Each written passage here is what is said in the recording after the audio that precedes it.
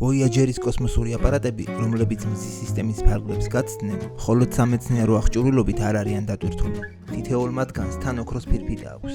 ერთგვარი დროის კაფსულა, რომელშიც შიფრირებული ფორმით ჩაწერილია ინფორმაცია დედამიწისა და ადამიანის ცივილიზაციის შესახებ. ამ ფირფიტებზე თავმოყრილია ადამიანის საუკეთესო მხარეების მაგალითები: ენა, მუსიკა, ხელოვნება და სამეცნიერო მიღწევები. გარემოს განადგურება, ომი და საკაბელო ტელევიზია სიაში ვერ მოხვდა ნაგავიც. თუმცა, ყოველ ჯერზე, როცა რამეს გადაყრი, შენს მონაწილეობა ასეთ კოლექტიურ დროის კაფსულაში. იმიტომ რომ მსოფლიოს მრავალნაირ ნაგავსაყრელში, დედამიწის სხვადასხვა კუთხეში ინახება ძვირფასი ინფორმაცია იმაზე, თუ ვინ ვართ, ჩვენ, როგორ ცხოვრობთ და რა არის ჩვენთვის ნამდვილად მნიშვნელოვანი. არქეოლოგები ნაგვის გროვებს იყენებენ ადამიანებისა და კულტურის შესასწავლად და მათთვის სპეციალური, უფრო სასიამოვნო ჟღერადი სახელიც აქვთ. მიდენები. რომთან ახლოს მდებარე ერთ მიდენში არქეოლოგებმა აღმოაჩინეს 25 მილიონი ქოთანი ზეითუნის ზეთი, რაც გვიჩვენებს, რომ რომაელები უზარმაზარი რაოდენობით ზეითუნის ზეთს მოიხმარდნენ. თუმცა უმეტესობა არა რომიდან, არამედ ესპანეთიდან და ეგვიპტიდან მოდიოდა.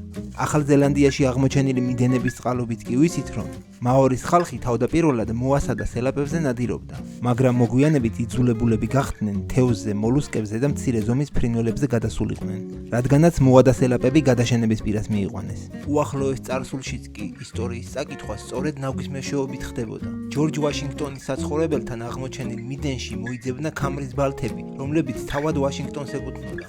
ჭურჭელი, რომელზეც ის და მისი სტუმრები სადილობდნენ და ხორცის ნაჭრებიც კი, რომელსაც ისინი მიირთმევდნენ. მაშინაც კი, როცა თანამედროვე ტექნოლოგიები და ზუსტი აღრიცხვიანობა გვაქვს, ხანდახან მაინც გვჭირდება ნაგავში ჩახედვა, რომ გავიგოთ ვინ ვართ სინამდვილეში. 1980-იან წლებში საზოგადოებაში მძაფრი რეაქცია გამოიწვია ცნობებმა, რომ კაცობრიობა უზარმაზარი უდენობის ნარჩენებს აწარმოებდა. გარემოს დაცვითმა ორგანიზაციებმა დახატეს სურათი, თითქოს ნაგავსაყრელები მთლიანად ერთჯერადი საფენებითა და სწრაფი კვების შეფუთვებით იყო სავსე. თუმცა, როცა მკვლევარებმა ნაგვის შემცველობა დეტალურად გამოიკულიეს, აღმოჩნდა, რომ ამ ობიექტებმა სულ რაღაც 2%-ზე ნაკლები დაიკავეს. ლომის წილი კი სამშენებლო ნარჩენებსა და ქაღალდზე მოდიოდა.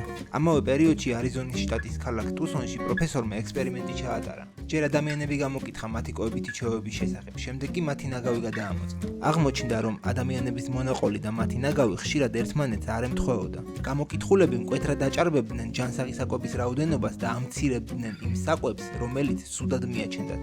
მაგალითად, ამბობდნენ, რომ ალკოჰოლს ორჯერ ნაკლებად მოიხმარდნენ, ვიდრე მათი ბოთლები აჩვენებდა. ცხიმიან საკვებსაც ყველა ამცირებდა. გარდა იმ თაობისა, ვინც მეორე მსოფლიო ომის დროს იცხოვრა. მათ ხშირად გადაჭარბებულადაც ჰქონდათ მითითებული კარაქის მოხმარება, რადგან ომის დროს ის დეფიციტურ, ძვირფას და სასარგებლო საკვებად ითვლებოდა. ამრიგად, გამოკითხვები და საგულდაგულოდ შერჩეული დროის კაფსულები წესისამებრ ჩვენი ცხოვრების საუკეთესო ნაწილებზეა მორგებული, იმაზე, რაც გვინდა, რომ სხვებმა დაიმახსოვრონ, ან თუნდაც უცხოპლანეტელებმა შეიტყვონ, მაგრამ ჩვენი ნაგავი არ იტყუება.